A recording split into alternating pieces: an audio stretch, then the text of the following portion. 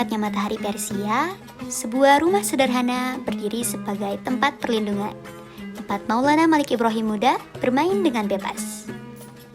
Ayahnya memperhatikan dengan senyum lembut, hatinya penuh kebanggaan.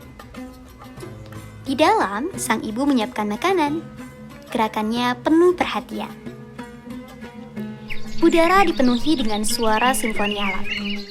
Dalam keheningan malam, Maulana Malik Ibrahim dan ayahnya duduk berdampingan, tenggelam dalam kebijaksanaan sebuah kitab suci.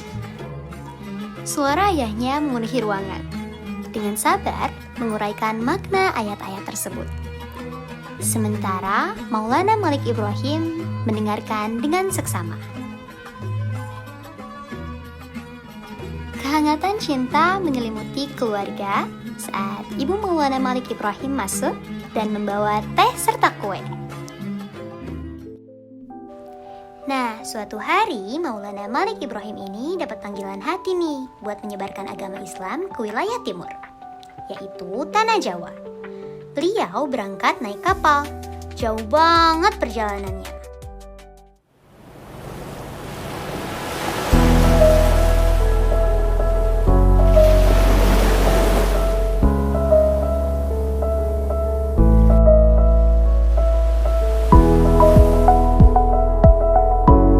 Selamat datang di Pelabuhan Gresik, Tuan. Terima kasih. Saat sudah sampai di Gresik, suasana di sana tuh beda banget sama tempat asalnya. Masyarakatnya punya kepercayaan dan tradisi sendiri. Awalnya, kedatangan Sunan Gresik ini menimbulkan berbagai macam reaksi. Sunan Gresik ini orangnya pinter banget nyari simpati. Beliau gak langsung ngomongin agama, tapi lebih fokus ke hal-hal yang dibutuhkan masyarakat. Contohnya, beliau ngobatin orang sakit, ngajarin cara bercocok tanam yang lebih maju, bahkan bikin sistem pengairan atau irigasi.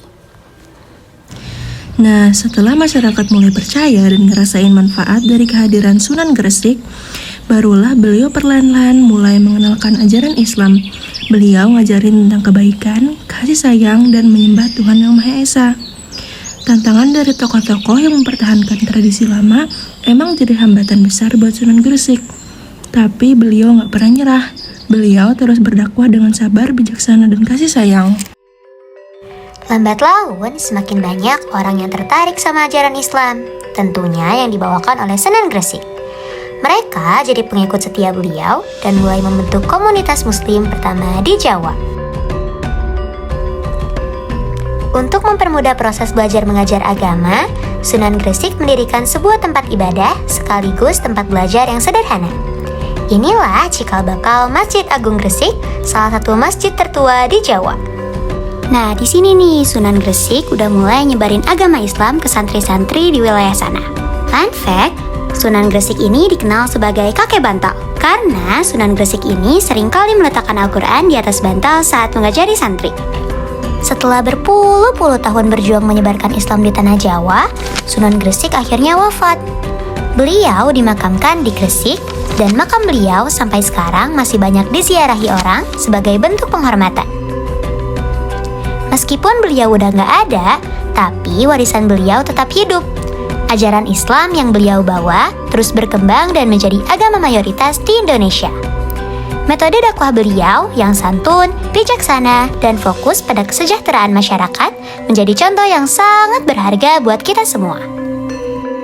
Jadi guys, kisah Sunan Gresik ini bukan cuma cerita sejarah biasa, tapi ini adalah kisah tentang kegigihan, kesabaran, dan kecerdasan dalam membawa perubahan yang positif. Beliau adalah pionir yang membuka jalan bagi Islam di Jawa dengan cara yang damai dan penuh kasih sayang. Semoga kita bisa mengambil pelajaran dari kehidupan beliau ya.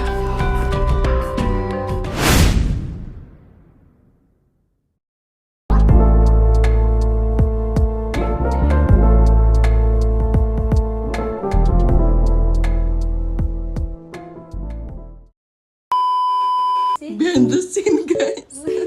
Si Olin tuh baik. Sumpah nih. Berantakan banget ya. Kita mau bikin wayang. Di mana salah? Ini. Ya jauh.